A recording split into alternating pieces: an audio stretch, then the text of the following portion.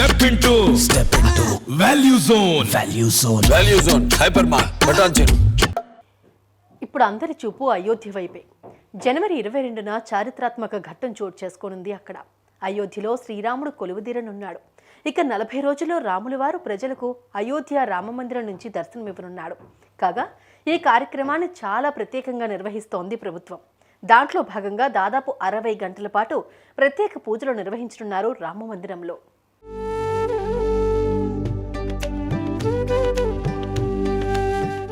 అయోధ్యలో వచ్చే ఏడాది జనవరి 22న రాముల వారు కొలువుదీరనున్నారు. ప్రధాని మోడీ ప్రాణప్రతిష్ఠ చేయనున్నారు.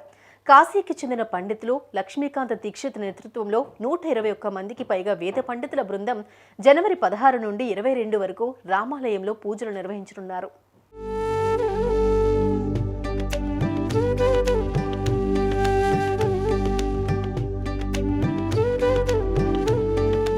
శ్రీరాముని విగ్రహ ప్రాణప్రతిష్ఠకు ముందు యాగంతో పాటు 4 వేదాల పఠనం, ప్రత్యేక పూజలు నిర్వహించనున్నారు. పారాయణాలు చేయనున్నారు. అలా మొత్తం 60 గంటల పాటు వివిధ పూజాది కార్యక్రమాలు జరగనున్నాయి. శ్రీరామునికి 56 రకాల ప్రసాదాలు సమర్పించిన తర్వాత ప్రధాని ఘనమైన హారతినిస్తారు. ఇక జనవరి 17న ఉదయం 8 గంటలకు ప్రాణప్రతిష్ఠ కార్యక్రమం ప్రారంభమై మధ్యాహ్నం 1 గంట వరకు కొనసాగుతుందని నిర్వాహకులు ప్రకటించారు.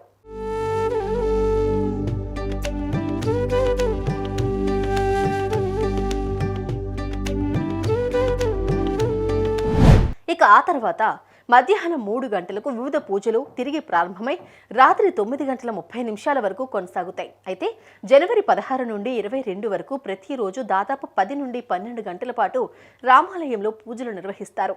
జనవరి 22న బాల శ్రీరాముడు గర్భగుడిలో కొలువుదీరనున్నాడు.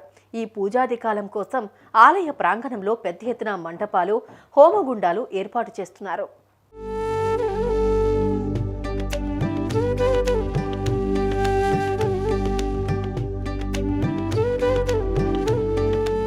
మరోవైపు సెంట్రల్ ఇండస్ట్రియల్ సెక్యూరిటీ ఫోర్స్కు చెందిన సాయుధ బృందం అయోధ్యలో త్వరలో ప్రారంభం కానున్న అంతర్జాతీయ విమానాశ్రయానికి భద్రతను అందించనుంది. డిసెంబర్ నెలాఖరులోగా విమానాశ్రయం మొదటి దశ పూర్తవుతుంది. అనంతరం ప్రధాని నరేంద్ర మోదీ ఈ విమానాశ్రయాన్ని ప్రారంభించనున్నారు. దీంతో పాటుగా ఎన్నో ప్రత్యేక ఏర్పాట్లు చేస్తున్నారు అయోధ్య రామ మందిరంలో. అయితే మీరు కూడా రామ మందిరాన్ని చూడాలనుకుంటున్నారా? అయితే కామెంట్ చేయండి.